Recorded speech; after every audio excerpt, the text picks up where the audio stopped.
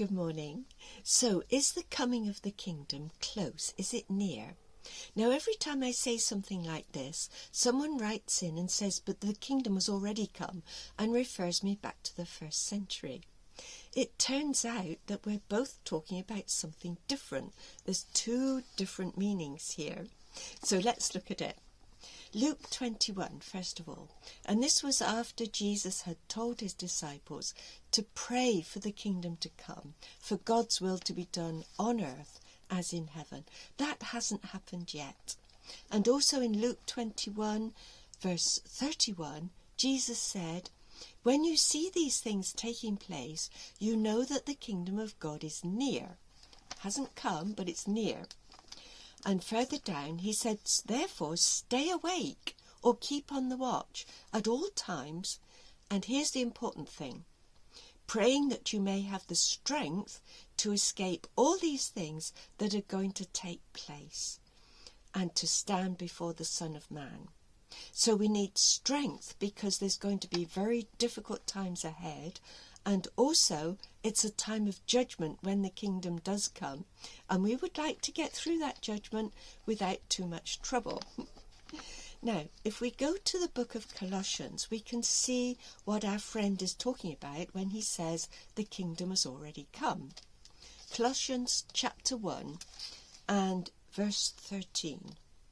Here Paul said that God has delivered us from the domain or the authority or the power of darkness and transferred us to the kingdom of his beloved Son, in whom we have redemption, the forgiveness of sins. So we've been taken out of the perversion, the nastiness of this world, into the kingdom of God's beloved Son. Now, some translations are a little bit more accurate because the original Greek says there, the kingdom of the Son of his love. It's a slightly different meaning.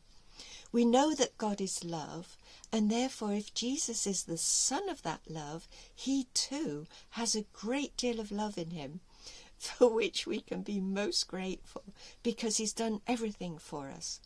And come the day of judgment, he will be kind to us. But what does this mean about going into the kingdom of his beloved Son?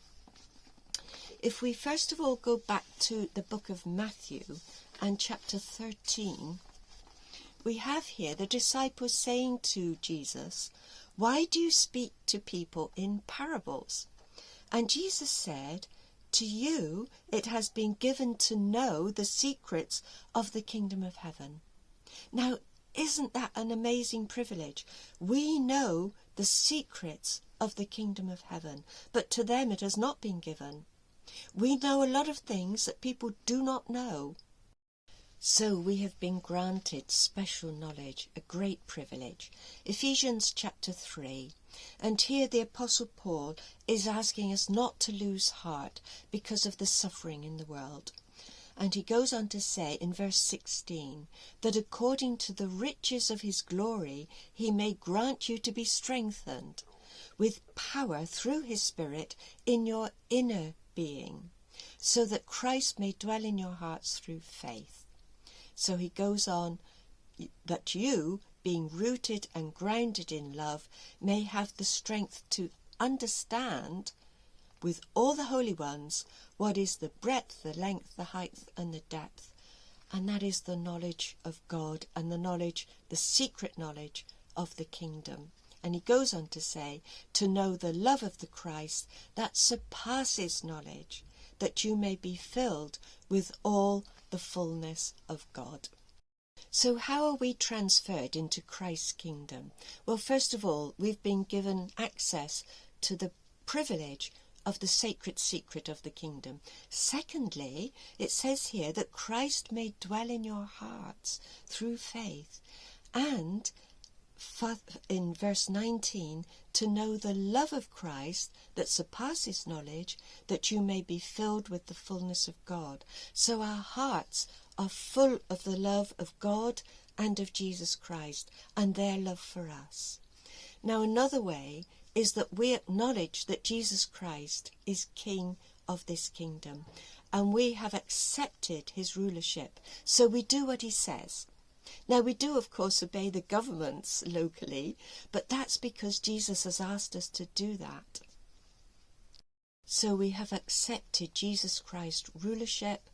The love of the Christ dwells in our hearts. And as it says in verse 20, now to him who is able to do far more abundantly than all that we ask or think, according to the power at work within us. So we are already in the kingdom of the Son of his love. But we also keep an eye on world events. There's interesting things going on at the moment, so keep on the watch. But with the strength that God supplies, we will get through these difficult times. God bless you all.